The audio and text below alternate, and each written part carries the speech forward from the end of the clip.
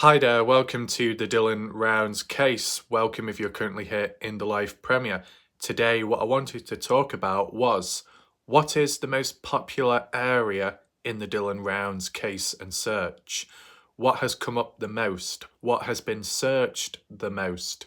What has the most significance in the case overall?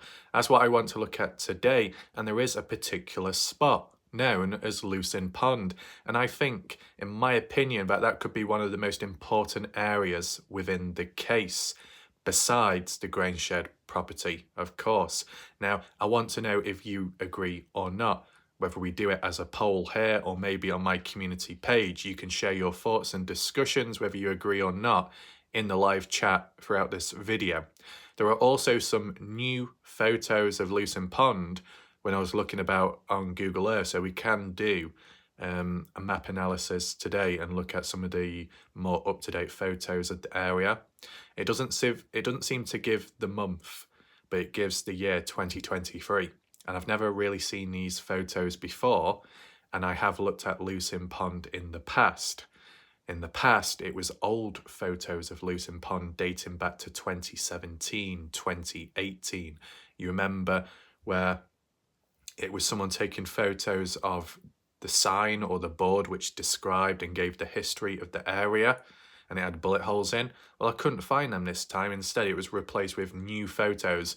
Maybe there's a difference between certain platforms, but I did check Google Earth and Google Maps and it came up with the same set. So I don't know what's happened to the other photos, but nevertheless, if we've got new material to work with, or newer material, no harm in looking at it. Maybe be able to tell the story as we go throughout, right? Do we need to give a backstory on Lucin Pond? Maybe we can with the story and like who's been there in general. But I think the people that have been there the most repeatedly, more so, would be the family or certain family members, to say the least. I mean, other searchers out there have gone down checking, such as Lance Kelly, Ty Corbin, Scott Natal, and there might have been back a second or third time round, that was it. But with the family and maybe the police, they've been there multiple times, and you'd think after all this time, surely they'd be able to clear and check it off the list, as they supposedly said they have done, yet something keeps drawing them back round that area, and it's kind of interesting. Now, an important item was found there, Dylan's phone, which was the June 19th, 2022. So there's some significance, right? It was one of the most important pivotal pieces of evidence in the case up to now, and what likely propelled Brenner being charged with the murder and desecration of Dylan Rounds. Without that, then we'd probably be still stuck at the beginning, almost, if you want to say it that way. But just besides that, there have been other searches taking place. And I think this is the thing that needs to be acknowledged, is sometimes you're more likely to remember a certain amount of searches and even the dates and years if it's memorable. If something important was found on those searches, you're going to probably remember the times, such as with the phone on the 19th. But I only remember, if you told me on the spot, how many times do I remember official people going down to Lucin Pond, I'd say June 19th, 2022, when the phone was found down there with the diver team, or just a team that went into the water. And then either January or February time of 2023, early start of the new year, where the pond was dredged, and drained, basically, and dug up second time rounds, as it was worded by the family. They're the two main times I remember, because it was kind of memorable. One led to key discovery of evidence. The other one was the start of the new year, and it was around winter time, which was an obstacle. These memorable moments help you remember key events in a case, which is always a positive, right? But of course, in between or later, there have been several other times, let's just say, family have been down there, or police have been down there, or, as Indiana Tom said, dogs have been down there, such as around May time of, I guess, 2023. So with that constant, revisiting of the area, it makes you think, is there like a bigger picture to this, deeper than we think? Is there more there than meets the eye? Do they feel like there is more there? Whether that's ultimately true or not? Well, possibilities. And you can share those possibilities as well. You know, if you put yourself in the direction and the situation of the family, would you keep going back to Lucin Pond even if you didn't find anything? What would be your calling? What would be your reasoning and thoughts to why you would go back down there after an unsuccessful find? You know, what is that factor that drags you back to that spot over and over again? Is it directly the pond or the surrounding area? As I said, we can look at the photos just to refresh your minds of what it does look like and how it has appeared after it was dug up and, you know, altered with at the start of 2023. See if it looks any different. I can imagine that those new photos were in 2023, besides the other person's visit out there, when you see it on Google Earth, I can imagine that it was probably later on in 2023, so vegetation might have grown back. We can compare and contrast regardless and see if there's any additions. Visually, when you look at the photos, it might trigger something in your mind. You might have a new idea or theory, and if any photos can trigger a new theory, that's welcome, right? So you want to leave your comments down below, you can do that as well. There will be some links down below in the pinned comment section if you wish to check them out. If you do want to check out my previous videos, feel free to catch up on them when you have the time. And yeah, as for overall recently, we've just been covering the Dylan Rounds case. Yes, I have had like a second wind of ideas on coverage of the case unexpectedly, and that's what I'm applying here. I was going to do a different video for today, but because of timing and storage, because I had to meet the deadline with 3 other videos of other stuff out there that needed to be done earlier today, there's not been as much time, okay? But I thought this was a decent idea on the spot to talk about. It's like a showcase of an important critical area within the Dylan Rounds case and investigation, and trying to get to the bottom of it and maybe generate ideas as we go throughout, right? And I'll just simply reiterate some points which I do remember at times, and if you want to add in, you want to share your additional thoughts, feel free to do so. I know Corey has mentioned hers, saying about Chase Venstre was camping out nearby Lucin Pond. My question is, okay, if Chase Venstre was camping out by Lucin Pond, and is that possibility that Chase was on site nearby at the time when Dylan was taken out, my question is to you, Corey. At the time of 2:51 p.m, the final phone ping of Dylan's, which was at Lucin Pond, when likely Brenner chucked the phone into the pond, at least from the story we've been told by others, by the family officially. If Brenner at 2:51 chucked the phone in the pond, was Chase Venstre's supposed accommodation, portable accommodation, on site at the time or not? Or did Chase Venstre by that time up and go and pack and go elsewhere after that? If you know, feel free to add that in, Corey. Just interested, because if Brenner just so happened to come across a trailer or some sort of living accommodation near to the pond whilst disposing of the phone, would that have been an opportunity for Brenner to then start rummaging around into Chase's trailer unknown to him? I don't know. Just a question there, if we're adding that element in that somebody was living, camping nearby at that specific time. But that aside, I still want to try and stick to the original story, because I don't want certain long-time viewers, and more so longer-time people who have been with the case, to get too confused. Confusion isn't exactly a good thing. Tom Evans has mentioned a few things recently, so we can also acknowledge that as well. But the order of how we're going to do things today, I said, I just wanted to give you a bit of an intro at the start of this video to set the scene so you understand what's to come ahead, right? First of all, I want to look at some comments on YouTube, but not exactly the video comments, because not as much engagement from the last one.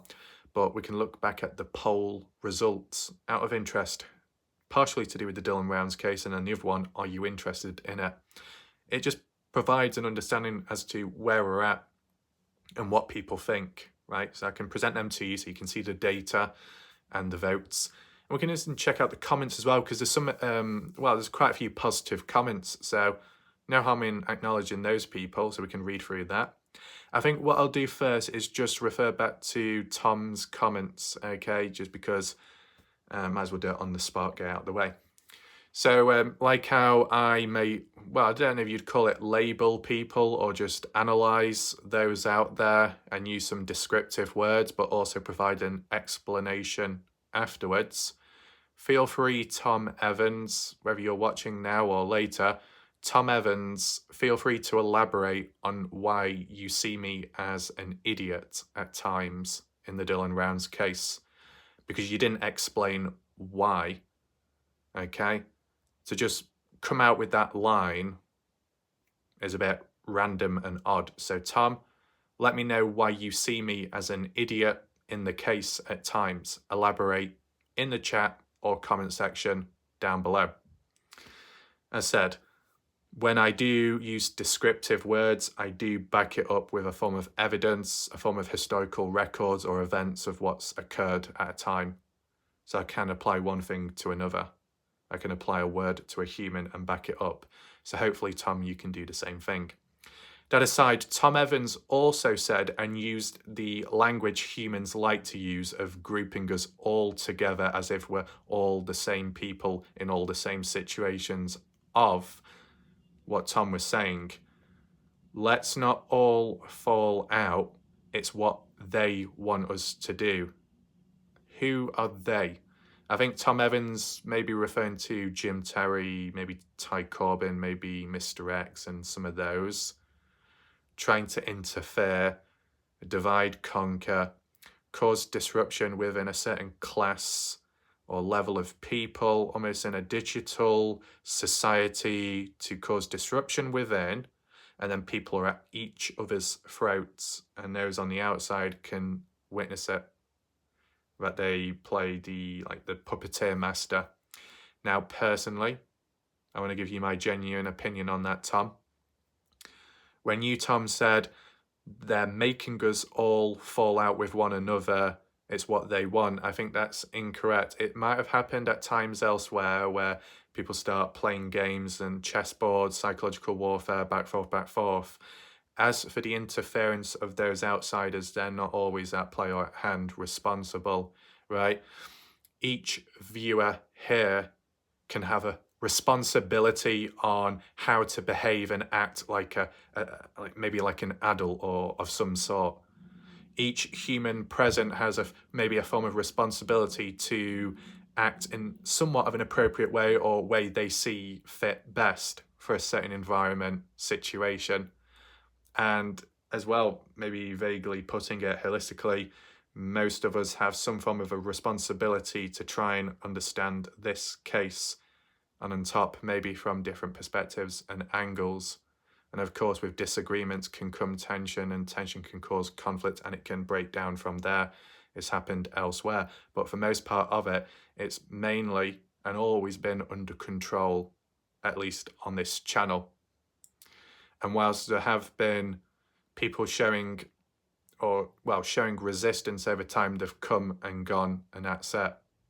What's the difference here, more so in recent time, and why it would apply to what Tom Evans is saying is because all of a sudden, supposedly regular viewers or some longer time viewers tension with one another. But why now? Oh, because of outsiders. It's not directly the outsiders to blame here for inner conflict happening, the divide and conquer mentality of where normally you've got the elite hierarchy, the elite at the top, the rich, that will then cause problems for the lower classes and people in between and cause subdivisions where it could be based off the race and all this and that, back and forth struggles. And it should be, why are we attacking one another when it's the ones above that are causing this to make us fall out with one another, when actually we are perfectly okay and get on well together? We need to unite together and fight against the ones at the top. Let's not go down that cringy route. I've studied sociology in college in the past, and that's some of the stuff that we were taught and learned. So I get the idea of what you're saying, Tom, but I think at the end of the day, each individual in this case, within the case or just learning about it, has a responsibility themselves to act appropriately at times, and a form of responsibility to try and not get brainwashed by outsiders out there, right? Take in mind, Tom, I don't jet about from channel to channel like certain viewers do, right? I'm not constantly exposed to all these different personalities and characters because I mainly try, keyword try, to keep to myself, do my own coverage. And if things step over the line or the boundaries where I've got to defend myself or get the record straight, then that's what I'll try and do, okay? But most of it, I try and keep to myself with my own thoughts, ideas, theories, outside of the box thinking. It's the viewers, and not all, but some, and it might apply to you, Tom, and it can apply to others who go elsewhere to other channels to learn about the case. That's normal. That's a normal thing. Most people do that. But then it's the responsibility of that person to then not get negatively attacked, or to try and remain true to themselves. So they do come back with knowledge they've gained for their personality to remain the same, but that's not always happened. And I've seen it recently, okay? Certain attitudes changing. That's not because of me. I'm still as I am doing my thing. But if other people have gone elsewhere to other channels all of a sudden, or have become more focused and it's become more intense on other channels out there, and you feel like there's tension all of a sudden between us all, maybe not all of us are to blame.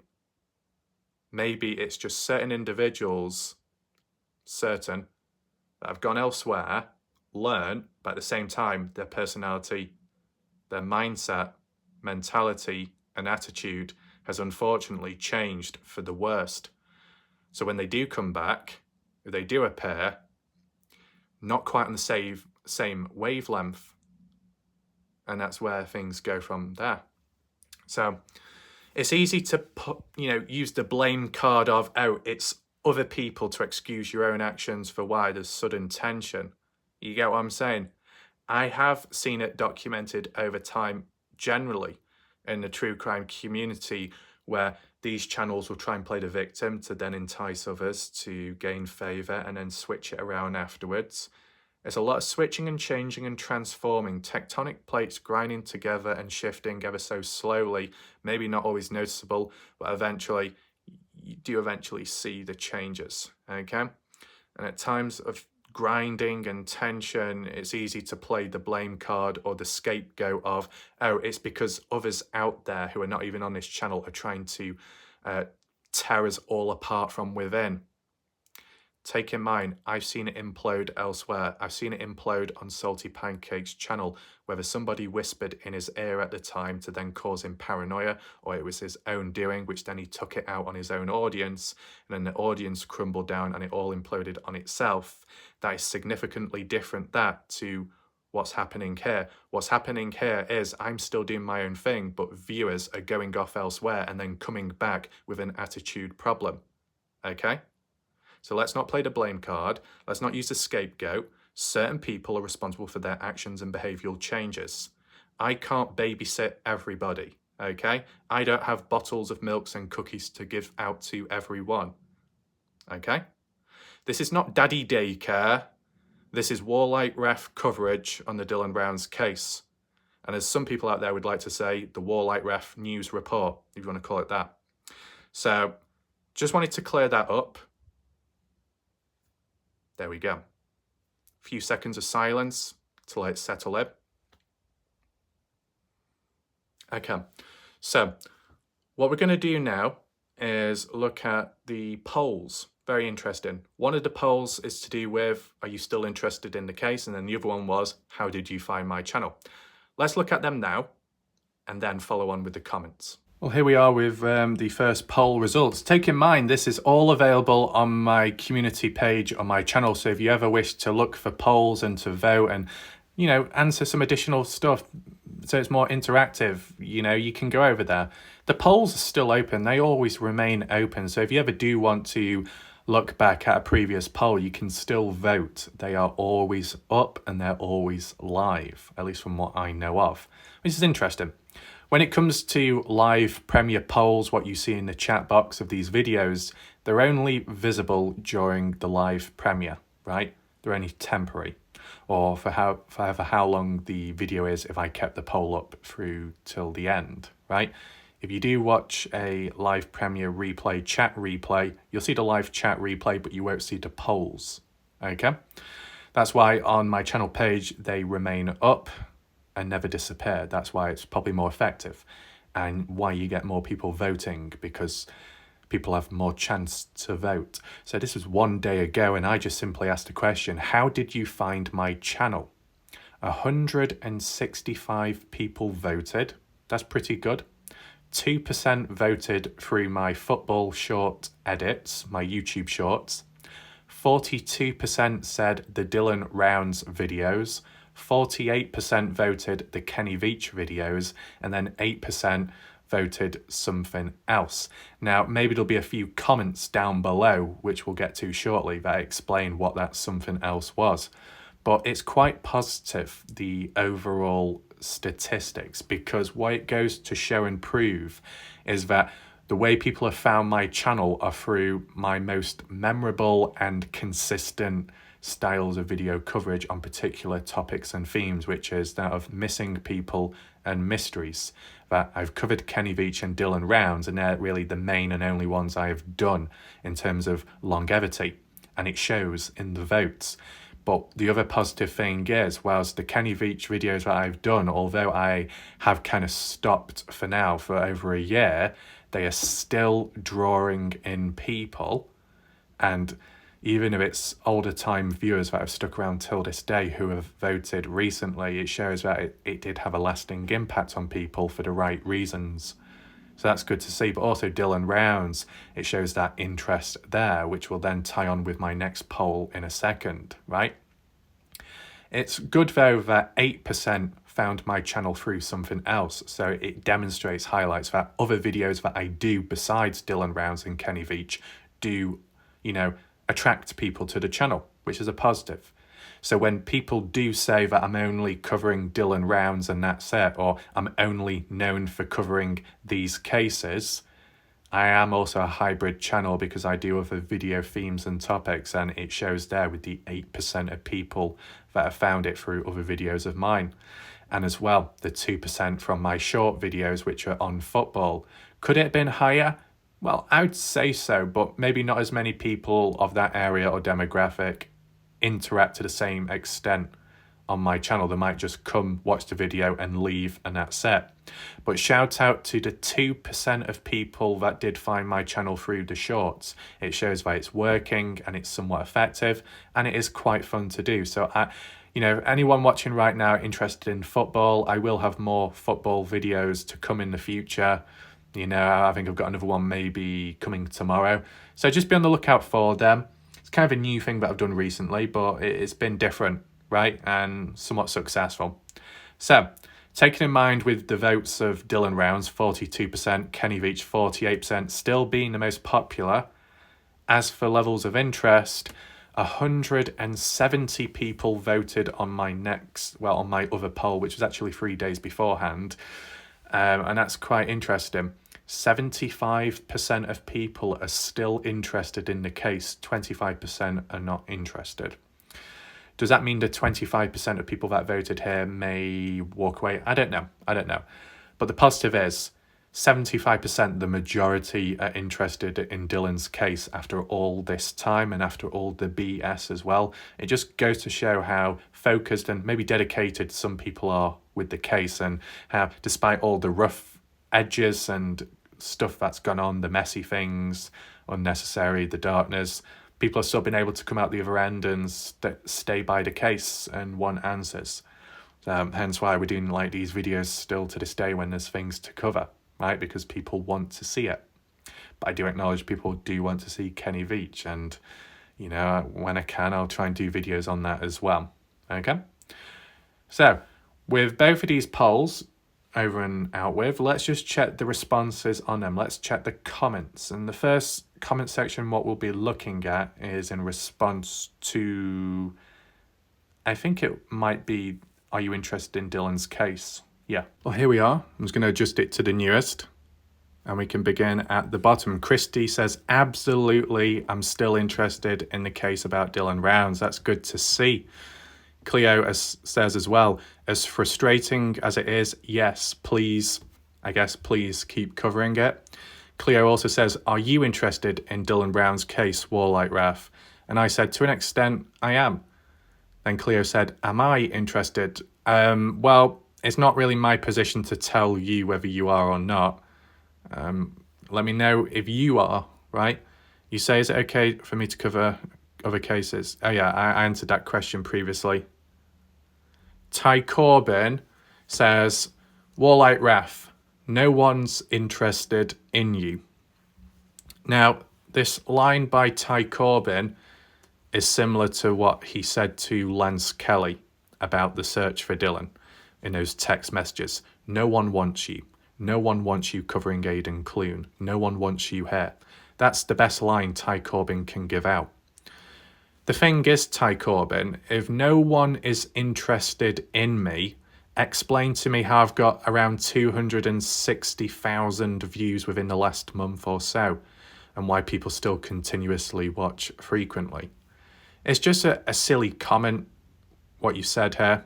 Maybe it's an opinion, but still a bit silly when statistically you can't back it up. You've got no evidence, right? I mean, there's really not much more that can be said there. Tom saying, if you stop, you're playing to Drama Queen and his minions. My response at the time, there is no playing, just observing, analysing and covering the case, because at the end of the day, if it links to Dylan, I'm going to cover it, right? Whereas you don't know Drama Queen. If that was my boy, he wouldn't have made it to prison. Right, okay. Maybe someone misunderstood the person there. Shout out to Caroline. What does Caroline say? Caroline says, I am interested and I wish I wasn't. There's people that I'd sooner never listen to again, but I do to catch anything I can about information on Dylan. Okay, fair enough. For one, the mother. To me, she's not a very likeable person, Candice Cooley. She's not at all grateful that there's lots of people who have taken Dylan to their hearts and wish to have him found and wait patiently for any snippet she decides to give us when there's the terrified bros. Boy, I can't wait until they would have nothing to say to interest me. Salty Pancakes was another one, but he's gone now, and although he made me hopping mad sometimes, I do miss Salty Pancakes. When he was on a good run with Kaylee, they had some brilliant videos. Thank God for you, Warlight Ref. You keep us all going. And to the Montello locals that come up in your chat, I love that. So, all in all, an understandable comment by Caroline that you want to learn about the case, and sometimes you got to go to places you may not like to hear about it. That at the end of the day, while some of it may crumble and decay, there is always one channel, one beacon of hope and beacon of light that still stands. A tower, maybe. And that's this channel. So it's good, it's nice of Caroline to leave this comment here. Appreciate that. And once again, Caroline showing balance once again. As for Salty Pancakes, I can acknowledge that in the very early days, Pancakes was somewhat stable, or a little bit more stable, and then it went downhill from there. But what I will say is, Caroline, while Salty Pancakes might have been a better individual in the early days, the first time I came across him was a negative encounter when I just simply looked at the comment section of one of his videos, which is all of public information, publicly viewable, and just because I read out comments on his channel, he ended up attacking me, calling me out, and bringing 3 of his bitch boys over to have a 4-on-1 situation with me at 2300 hours when I should have been getting to sleep. It was resolved, but it was very unnecessary, and you could tell from the early days that Pancakes was already an erratic individual that would overreact when coming across enchanted territory presence. I don't know. It's just a bit over the top, but you know. Then we got a person called Kindergarten, and I saw their comment on another video, I believe, and they say, not with Warlight Wrath, snooty poot bragging is so boring. Pure mental manipulation. Quite disgusting and creepy. I'm not quite sure who or what this comment is directed at, but I believe when clicking on the profile, and I'm not going to do it here because it does send me off this post, unfortunately, because it's not the comment section of a YouTube video. But when you do click on his channel, Kindergarten, it's actually known as, what was it called? Starchasm TV. You remember Starchasm TV in the past? They were once a member on my channel, and then they went quiet with their channel, went private or laying low, and I think then they returned back. But I guess because of the situation with Ty Corbyn, but they're on his side, so they side with him and detach away from elsewhere. But I think that this person behind his channel could be Phyllis. I don't know, it sounds like the same voice. Either way, I think that they're on Ty Corbyn's side, but there you go. And then we've got a person called KS Milf. Shout out to KS Milf. Came across them, interestingly, at a time when I was doing those motel hotel reviews. And I think they ended up coming across those videos at the time. So I guess that would have been interesting, I guess. Seemed like a good individual. They say 100% invested till the end and beyond. That's good to know. It's promising. She says, I appreciate all the blood, sweat and tears you've put into finding Dylan and the truth of his story and sharing that information with us. I've always enjoyed the discussions of possibilities, maps, analyzations, etc. about the case. Keep doing what you do. Part of why I watch you is because of your personality and video formats. So that's kind of you to say. I appreciate that. And yes, when there's stuff to cover, I will continue on, and I do have a couple of videos in mind, so I'll try and get them out as soon as possible. So it's good of her to leave this comment and to still watch. Above, we've got someone called Ogre. We'll call him Ogre. May Dylan be found as soon as possible and be brought home to rest in peace. Yep. Glenn as well. This is one of 3 cases I'm still working on years later. The other one, I guess, being Kenny Veach. So that's good to see. Let me know, Glenn, if you wish to, or if you want, what's the 3rd case you've been following through these years? I'm interested. Then we got someone called My Pine Woods Life, who is Tara, if you wondered, the one with many names, saying just waiting for news. So are you waiting for breaking news or news in general? And then we got someone called Charlotte. Shout out to Charlotte, I guess a new viewer, saying, just sick of not finding him, that part. I cannot stand Earthworm Infotainment, Lance Kelly, or anyone that is not finding Dylan. Very frustrated. And then Charlotte says, the Irish guy that went missing. I guess that's another case. I've clicked new, so all the comments do show a pair. So most of it, well, just about all of it, 98%, besides 2 comments, have been positive and are focused on Dylan. That's good to see. And just from the general votes, over, 75% of people are still interested in this case. That's all very positive. Now, let's just check the other comment section out, or the other poll. There we go. Just it to the newest. Okay, still got a fair few. Here we go. So, what does person say? Stings, saying, I've never really been interested on Dylan Round's case simply because I never knew about it. I discovered you via the Kenny Veach case simply because I'm fascinated by it. So I went to check other YouTubers' personal theories and hikes to try and solve the mystery. When I watched your Kenny Veach videos, I was impressed to how you got all the good information on the case. Keep up the good work. Appreciate that. It's good of you to say. And yeah, in the future, I will try and cover more Kenny Veach videos when I can. Okay. And of course, when there's breaking news, that will always come first. Cleo saying the Kenny Veach case, then the Hate Myself video. I don't know what that's about.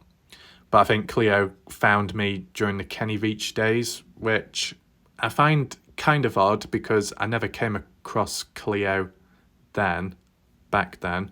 I only came across Cleo when I started covering the Dylan Rounds case.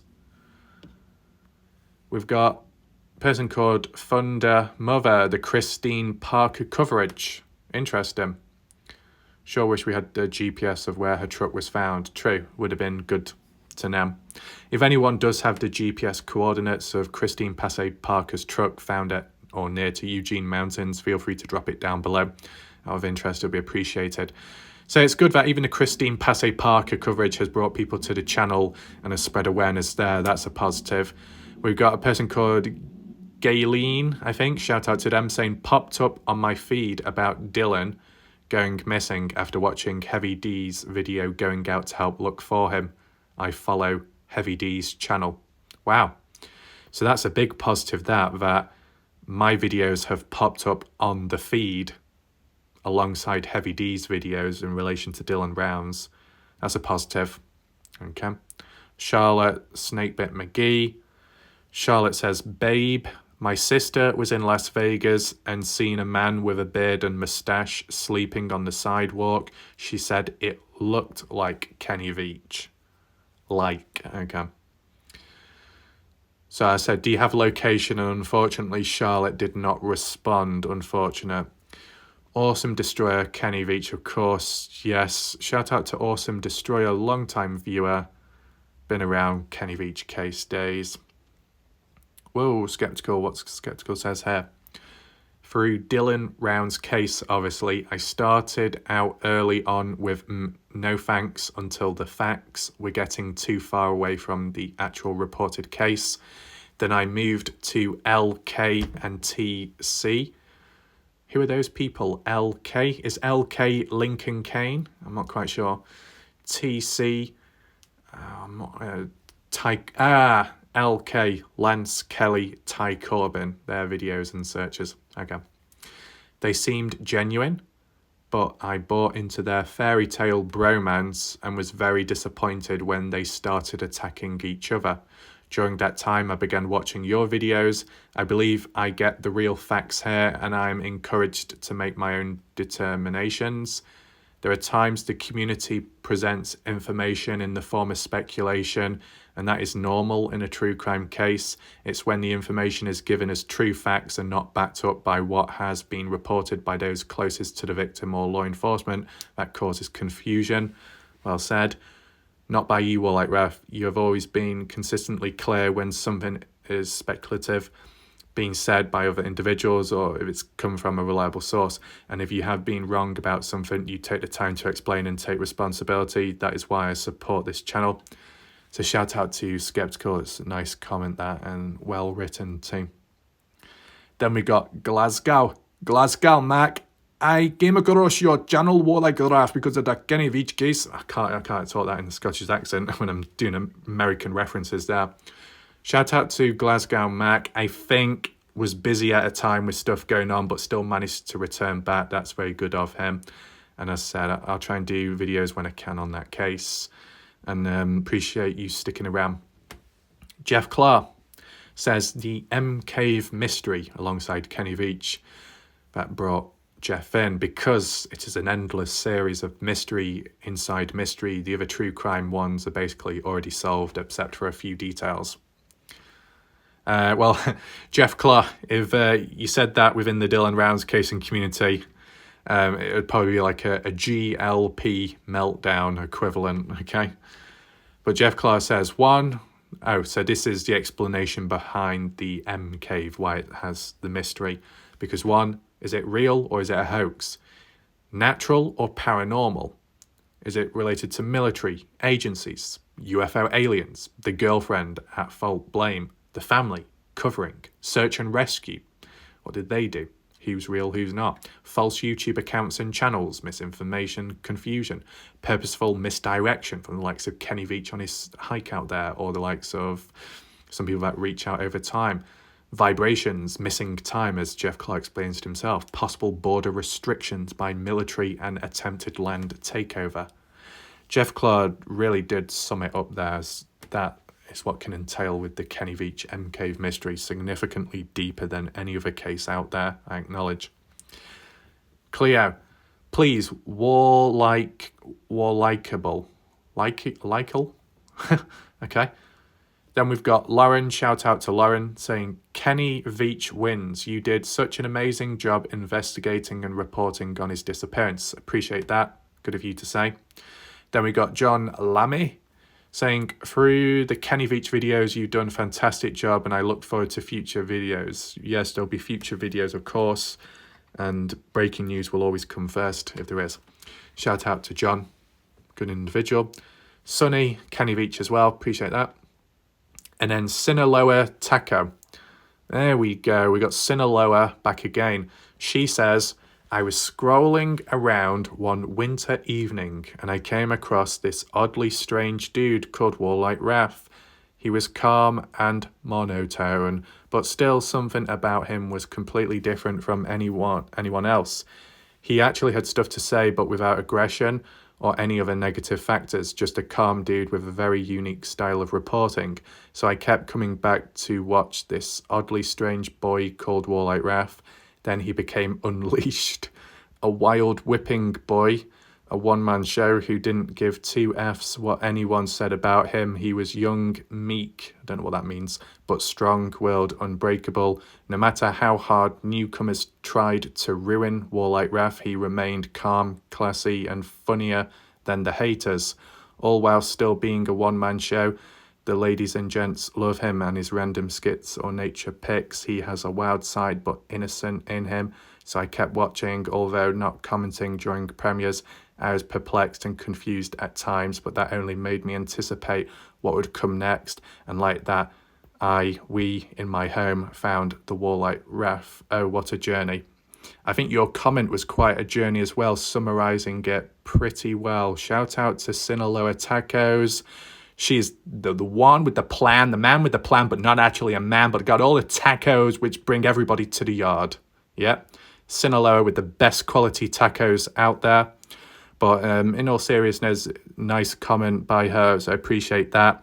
And it's also good to see that she has been around for quite a bit, even if there was times of silence, watching along and, you know, patiently as well. So that's good of her. From the looks of it, a good individual and a good sense of humour as well. And I think Sinaloa did get whipped at one point, but it was for the right reasons. That sounds dodgy, that. But yeah, maybe more whips in the future, I guess we see.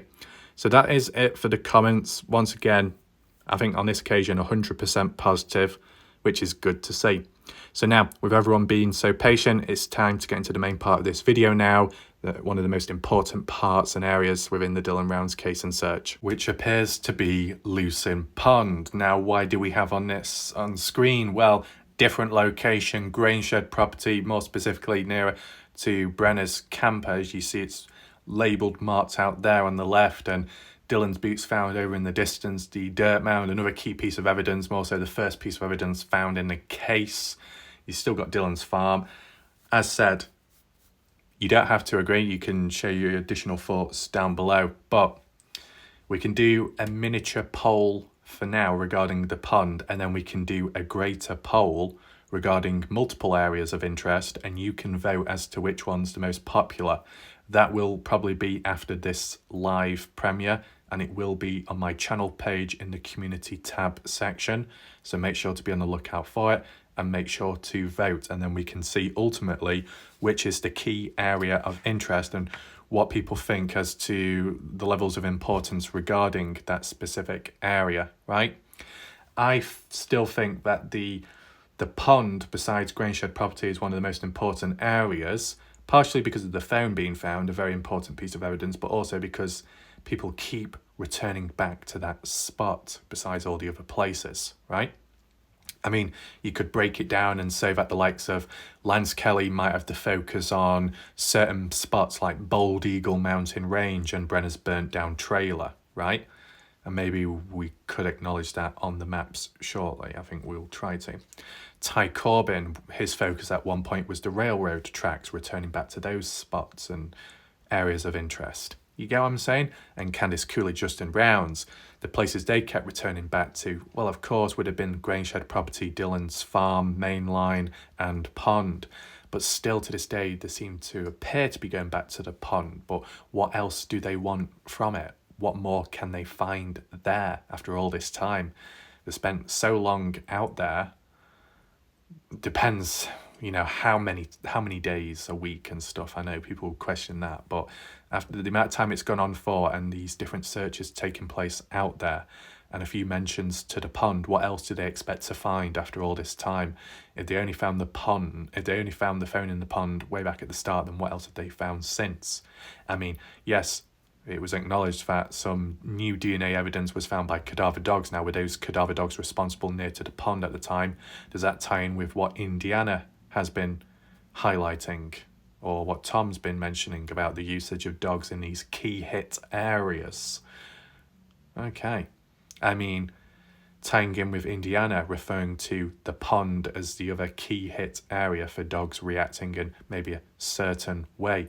And then Tom Evans and then others coming out with claims passed on from elsewhere, which could be a bit questionable, but still highlight them anyway, that there was supposedly blood or something washed off into the pond, which could have been what attracted the dogs to that area, such as a scent, but no forensics were ever done there. Is that why the family keep returning back to areas like that when the dogs reacted in such a way at a point in time? That might be the crucial sign besides the phone. If the dogs are reacting a certain way in a final hit spot like that, such as the pond besides the shed, then clearly there must be more than that meets the eye. And even if it's no longer retrievable, maybe it's still in the interest of Candice Cooley, maybe Justin, to think what was once there which we'll never able to get a hold of. Could there be anything else in the area? These just like these little possibilities, right, which could explain why they keep going back. But let's not diminish the fact of the area and what's located around it, and we'll get to that in a second.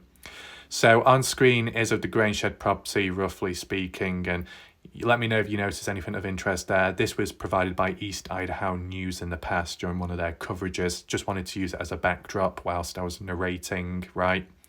I mean, besides the pond, there are other places of interest, of course, but in terms of the focus, the showcase of today, we're looking at the pond. It's like, I don't know if this is when you're walking onto the pond or if you're looking back. Let me just see. Well, I think, Lucin Hill is over there. So maybe this is from the side. Depends which way you're entering on site, but as you can see, this is kind of like an old flyer now, but still remains to this day. Attention hunters during hunting season, be on the lookout for anything suspicious that could help locate or solve criminal disappearance of Dylan Rounds from Lucin, Utah. We have obviously seen this poster and flyer before in the past and analysed it, and I guess it still remains out there just in case. Would it be as effective now? Probably not, but it's one of those things. I think we saw it on Google Earth as well. When it came to Devil's Playground, or near to that location, there was actually another one of these attention hunter flyers over that way as well. But despite that awareness, it's not really led to much. You look at the Christine Passay Parker case and more was found there by a hunter accidentally than this case. But with Christine Passay Parker, that was stuck out like a sore thumb. The vehicle just abandoned. Dylan is supposedly buried somewhere. So hunters may be less likely to find something. But they've got dogs with them. But you just take in mind how long it's gone on for. The hunting season passing by on 2 seasons didn't lead to anything, did it? That is unfortunate. But just using these photos because they're a bit more relevant. They're of 2023 standards. Might look different to what it appeared when the likes of Lance Kelly and Scott Natal went down there in 2022 before it was truly cut down the trees and everything. I mean, it does look a bit sparse and empty there. It could look a little bit different now. Maybe some vegetation has grown back, or, well, actually, no, because if it's getting towards winter time, well, vegetation's going to die. But maybe eventually in time, some stuff will grow back at least, right? There are still trees around the area, but not as much as there used to be. Ty Corbin also documented it himself earlier on when he went down just after the pond being drained a second time. Now, what's the difference between the first and second time? Well, the first time the pond was drained and maybe dredged and searched, it eventually led to the phone of Dylan Rounds being found, which is considered a success. Now, when Mob Crew Chris was down there before that, he was actually near to the pond where he stood, where the phone was found, but Chris had no clue it was there at the time. And Chris said recently he was under the presumption, and so was the family, that the pond was already searched. So it's a little bit odd that, but that's what Chris said. Mob Crew Chris recently was told at the beginning that the pond was already searched when it wasn't. And then it was searched and drained, and then the phone was found. So there's a bit of delay there. You could just call it incompetence by Ellie at the end of the day, but it happened and it's a bit odd. Okay. But the interesting part is, why was it drained a second time in 2023? And why was it more destructive when you look at the stuff that's washed up, well, not washed up, but been dredged and pulled aside there? More stuff in the distance, all around, tree stumps and trees cut down. Why was it more destructive to the nature of the pond area in 2023 when supposedly nothing was found, but back in 2022 when it was drained, there was more success there and it was less damaging to the nature and environment of the area? Why were they so full on the second time round? Why did they have to cut trees down the second time round the next year when they didn't have to cut any trees down for access points the first time?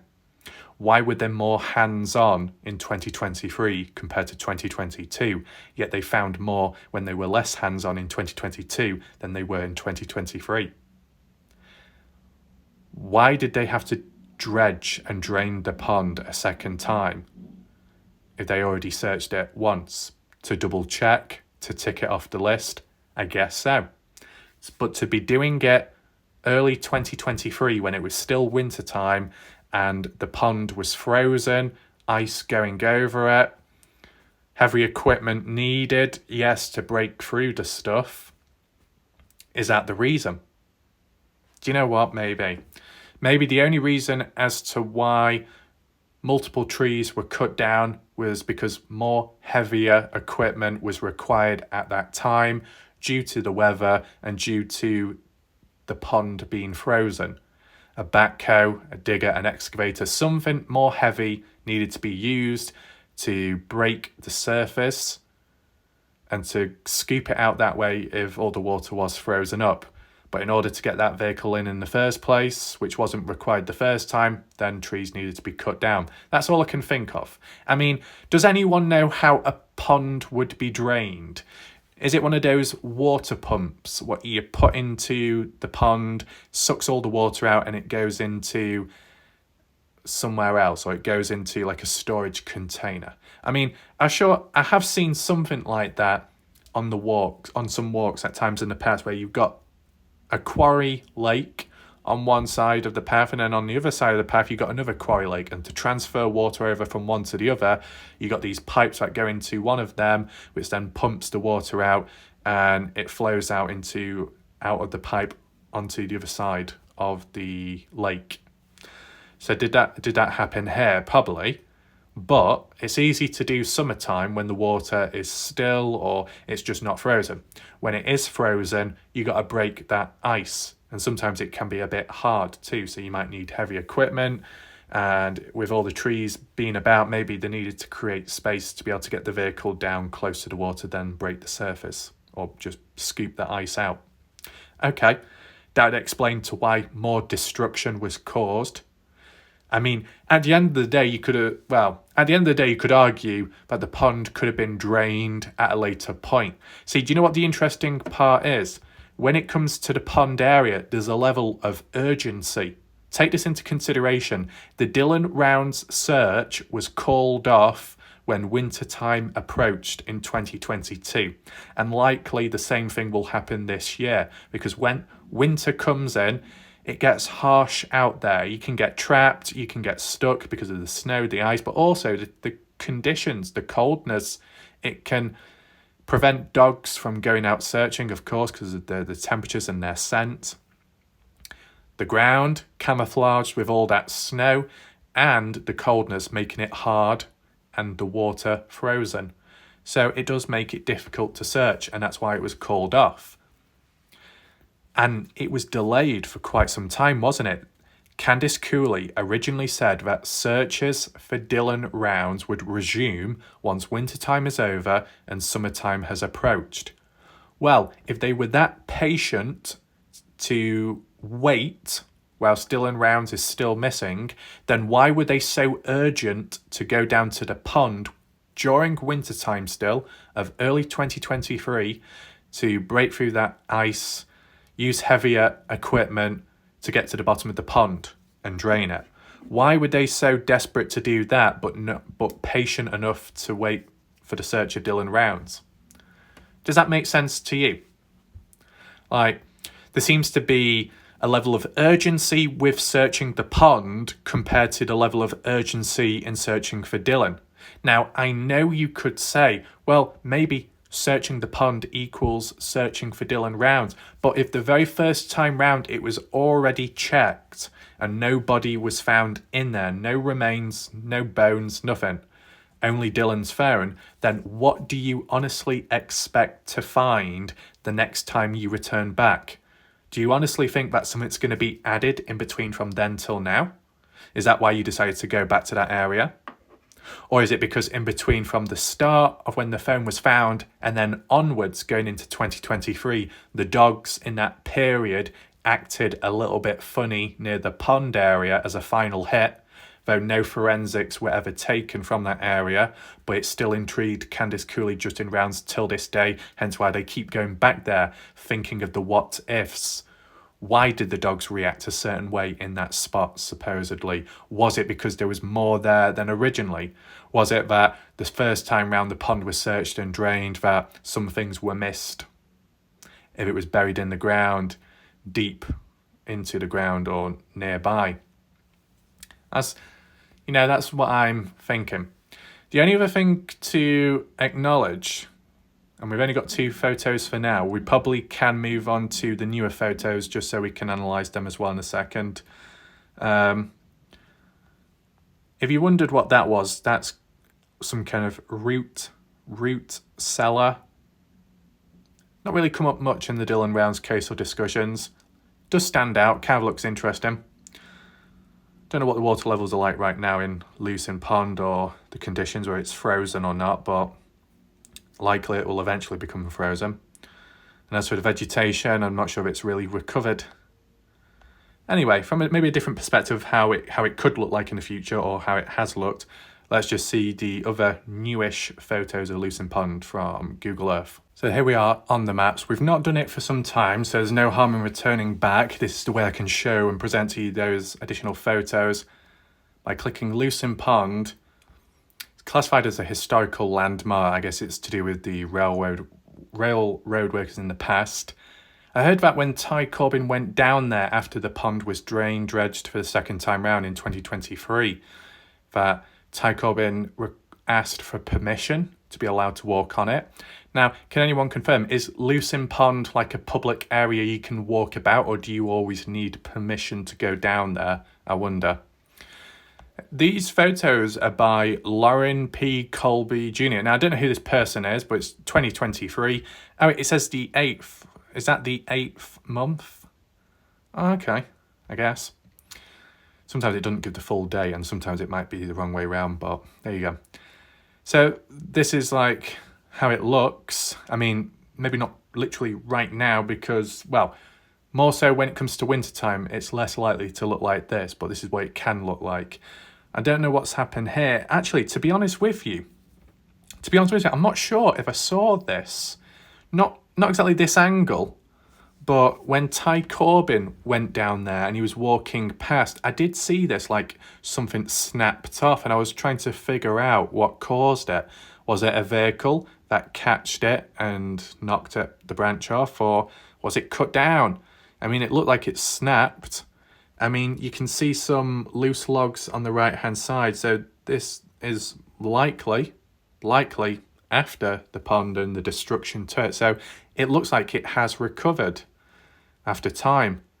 And there's some bushes and trees that have grown as well.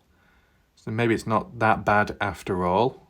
There's one of the logs that come from the tree itself. Thick trunk. Yeah. That's weird how that branch up there's a different colour. Why is that one white and then the others are brown? Is it because it's been stripped off the bark or something? Or is it like a new growth? And then we got this from this angle. I mean, maybe less trees than usual, but I don't know.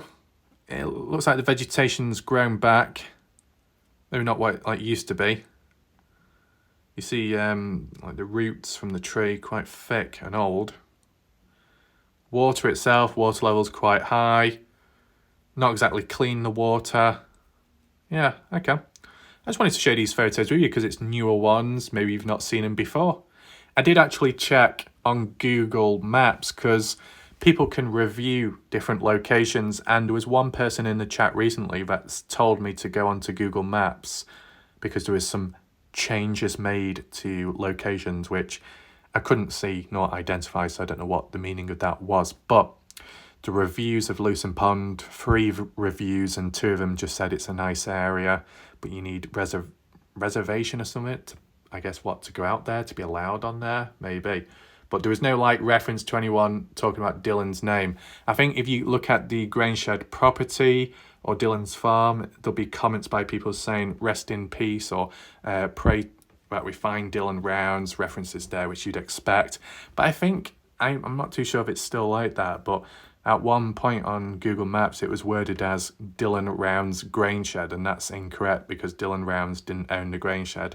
So I don't think that was ever really edited. Anyway, what other photos do we have from a different angle? It's hard to see where trees were once at or if they've been cut down because I can't really see any stumps. All taken on the same day at least, as a person's walked around it. I mean, there's more gaps maybe in between, as you can see, but it looks like a reasonable area in general. There we go, a bit more closer up to the water. You've got like the algae, thick layers of it. I don't know where the pipe is, which it said south side. I don't know what side we're on here. Seems to be like some fence or barriers reinforcement back there for the perimeter of the pond. Then we got that one, which is a bit of a weird angle. I guess that's still to do with the pond area.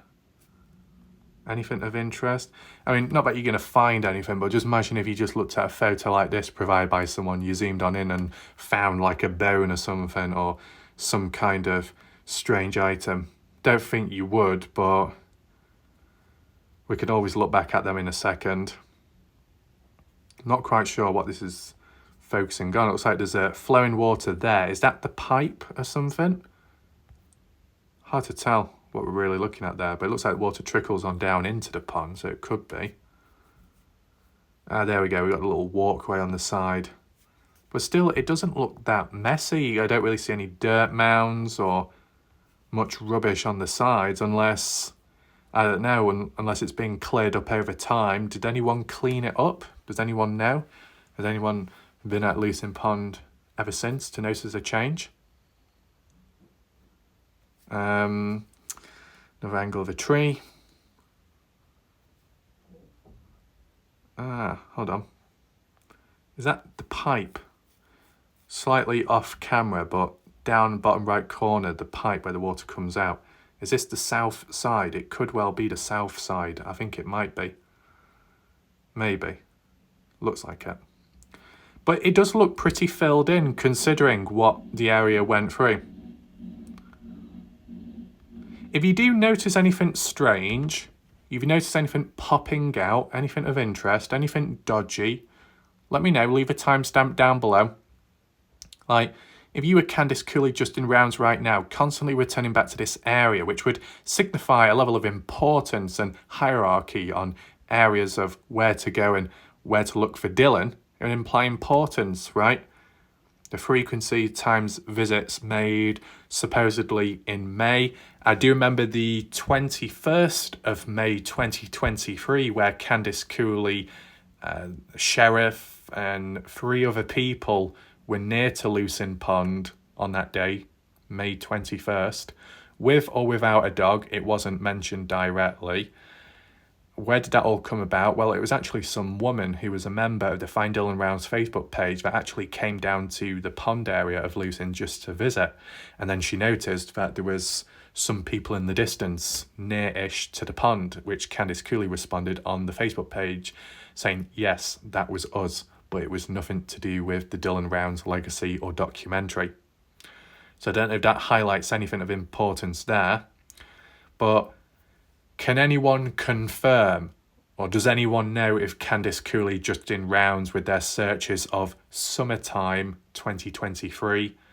The last few months, have they been to the pond ever since? Or has it gone quiet now? There was a time in the past, months ago, where Candice Cooley just did rounds said, we've looked at Dylan's farm and mainline, we've double checked it, we've dug it all up a second time round, we've ticked it off the list. We've looked at the grain shed property, we've double checked it, ticked it off the list, and the pond as well, we've ticked it off the list. If you've ticked it off the list, well then why do you keep going back to that? And as we saw more so recently, maybe it was the Crime Con interview where Candice Cooley said, we're just looking at areas of Dylan's, RTT vehicle data or something, and maybe phone pings. So I remember Candice Cooley in the past saying we were estimating or predicting the total mileage and possibly where the vehicle could have gone to. So besides that whole obsession with the wash, remember there was a phase of that, Candice Cooley focused on the wash, canine dog teams in the wash, Equisearch, Justin Rounds in the wash, etc. That's kind of faded out now, hasn't it? Talk about the wash. So we're returning back to the pond. Did we ever leave the pond, right? And that's it for the end of the photos. Just return back to the odd previous one, more so near to the water like that. Do you see anything odd? Does anything stand out to you? And do you know, as for the phone, okay, it was close to Chris when he was down there, unknown to him.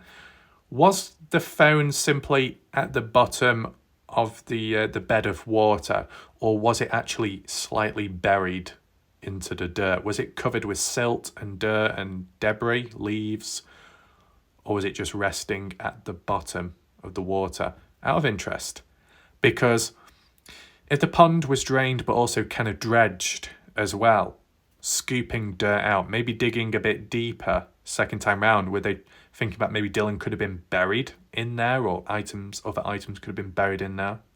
Indiana said kind of recent that Ty Corbin previously highlighted that besides the phone being found at the time, something else was found, but that was never explained. Why would it not be explained? Is it because it never happened? Or is it because it's significantly important and it can't be revealed to this day? I don't think so. If it was that important, yet Dylan hasn't been found yet, then maybe it's not that important. You got these look like little knobs. Well, they're not little, are they? Quite big, aren't they? That's what she said. There's quite a few of them. Like corn on the cob or something, but I've seen them before. I think they're in the UK as well, or something similar to them. Is it where you bite into it, it all expands? I don't know. I think I saw a funny video on YouTube recently. Well, all that stuff that's been kind of like crushed down, bit of dirt's on the right hand side, which may have come from the pond originally, which we saw in Ty Cohen's video. You see all that dirt, debris still there, piled on top of one another. Maybe some of it breaks down.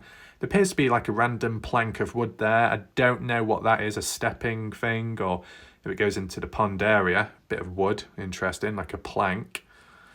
Plank, not me though. But if you do notice anything odd, you can pause the video if you need to and let me know. Because sometimes, unexpectedly, we can look at these photos relevant to the time and might pick up on something. But yeah, it seems like on multiple occasions throughout 2022 and maybe 2023, family down here with or without detectives, with or without dogs. What else is here? Are they directly looking in the water, the bushes, the trees, the surrounding area?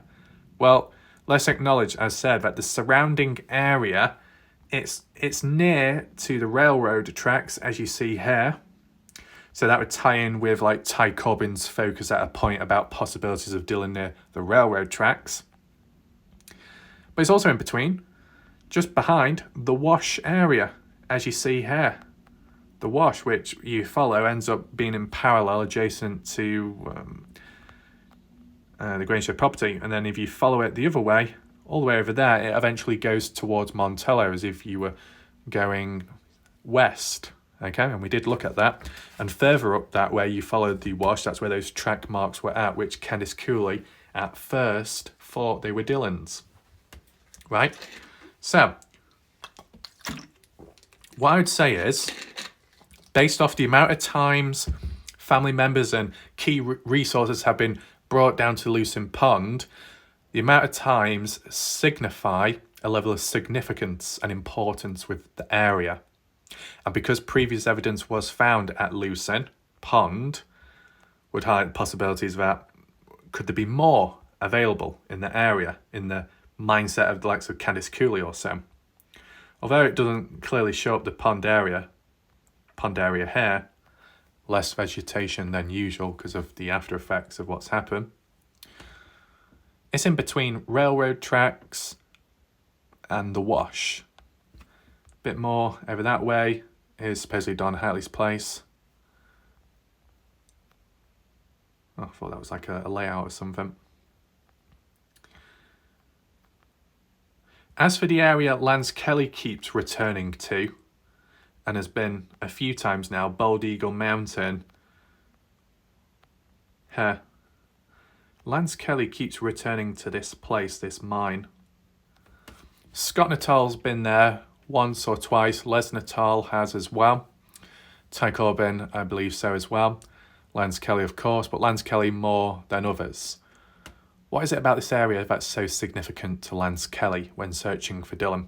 Because this is the thing, Lance Kelly at one point, kind of around the same time as what Ty Corbyn said when they parted ways, but they both said it individually on their channels, that they're going to take a look in Lucin. They're going to focus more over that way. They think that Dillon could be more in Lucin. After all, the previous months are searching in Montello, but then nowadays, Lance Kelly is back, or has been back, looking at Bald Eagle Mountain Range on the Montello side. So I'm trying to work that out. This area, what's significance besides other searchers going down here?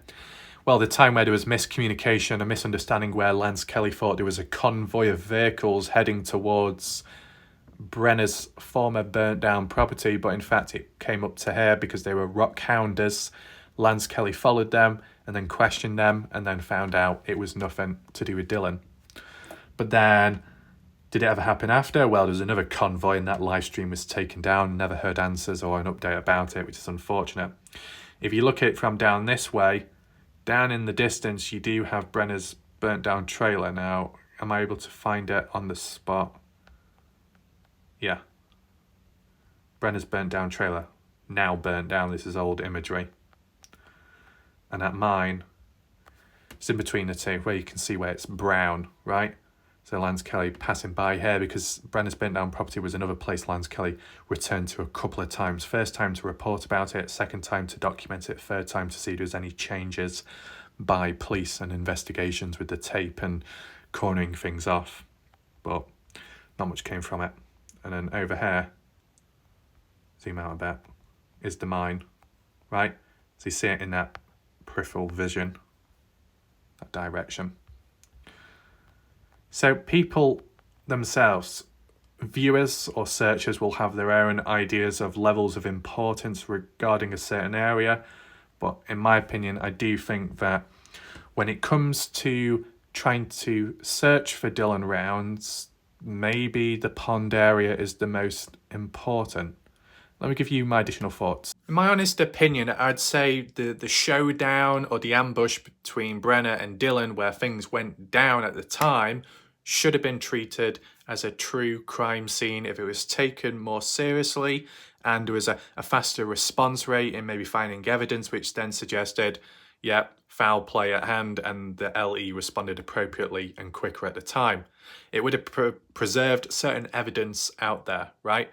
And if it was treated as a crime scene, more action taken, forensics taken, and maybe more evidence, just more rich in understanding. But because it was never treated as a true crime scene, things were lost over time. Forensics supposedly lost. Spring cleaning, June 2nd, 2022, bin bags removed, potential evidence removed, taken away, lost.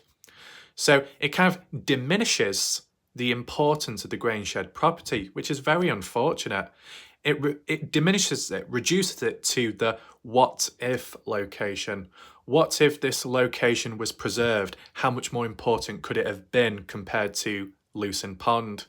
So I think Lucin Pond, the only reason why it remains more of a popular, important area is because the Grangeshed property didn't yield as much as what it could have done as for the potential due to it not being treated as a crime scene.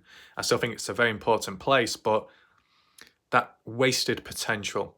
So then you look at Lucin Pond, which wasn't as wasted, because what would be the example of not wasting as much opportunity? Well, dredging it, digging it up somewhat early on, retrieving a key piece of evidence, the phone, and even going back there in the future, back and forth, and supposedly with dogs as well, with time.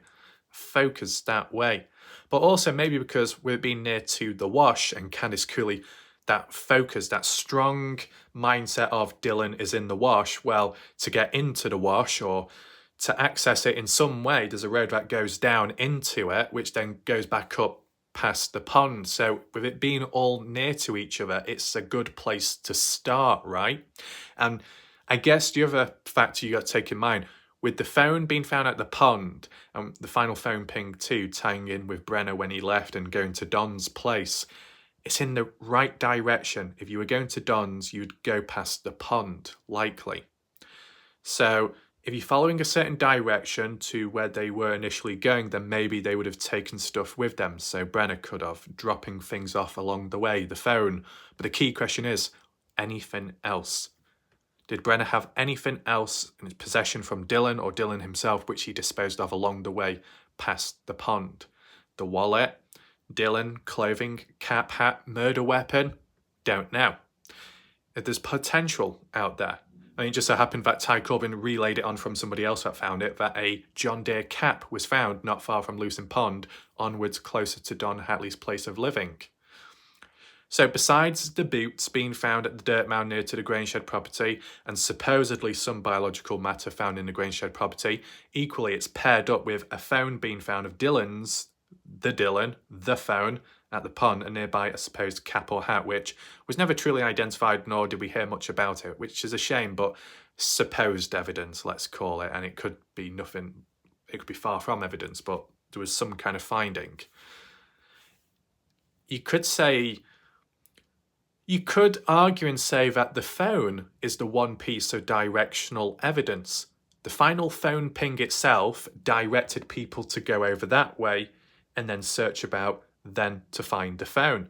Then you can use the story of Brenner, of him supposed to be going to Don's barbecue, Don's place of living on the 28th, by going in that direction, just so having to pass the pond, just so having to drop the phone in there, and then going on to Don's, but was there anything else dropped along the way? So that is a good starting point for directional evidence and how one story can lead you in a direction to which then would be Don's trailer. It feels like maybe 50% has been completed there as for that little sublinear storyline analysis, right? You've found the pond area, you've located, you found the phone, the timestamp, this, that, kind of links in with Brenner walking past at that time. Okay, and Brenner went on to Don's place. Well, if that's the next place in between from the pond to there, the cap John Deere hat found, half buried in the ground. Okay, that's over halfway. But then what next? Oh, we won't bother searching Don's place. We won't bother turning up the ground or anything like that. It feels like something is being wasted. There might be a bit of a hot spot in that area. And I need to acknowledge hot spots because when it comes to the Kenny Veach case, there is a hot spot there within, well, past Jeremy Canyon over Wild Horse Pass going east and round just before Pitcher Canyon and Skull Canyon. That is a hot spot in the Mojave Desert, Las Vegas, Nevada with Kenny Veach, right? So equivalent to that with the Dylan Rounds case is the pond area Don Hatley's place, railroad tracks, and the beginning or part of the wash. I don't know what shape that would form, but I think a radius around there, a hot spot, maybe not fully utilised when searched. So I think besides the amount of times people have been down there searching directly in the pond or nearby, the second factor, what I'd say, which makes the area important, is the directional evidence. And then thirdly, these different key other locations being very next to each other, right? So I think we'll leave it there for now. Other videos to do next time round, just depends what happens in between. I just want to know your thoughts down below. This was, I guess, slightly different from what we normally do. A bit more hands-on this time and looking at some additional photos as well, which I've not really seen before personally. I just wanted to try and tell the story from at least what I can remember, applying it to these photos so you can try and absorb it more and understand, and whether you agree or disagree, it's for an area of importance. Make sure to be on the lookout for that poll I said on my channel, and feel free to leave comments down below. I'll see you next time. Thanks for watching, goodbye, and good night.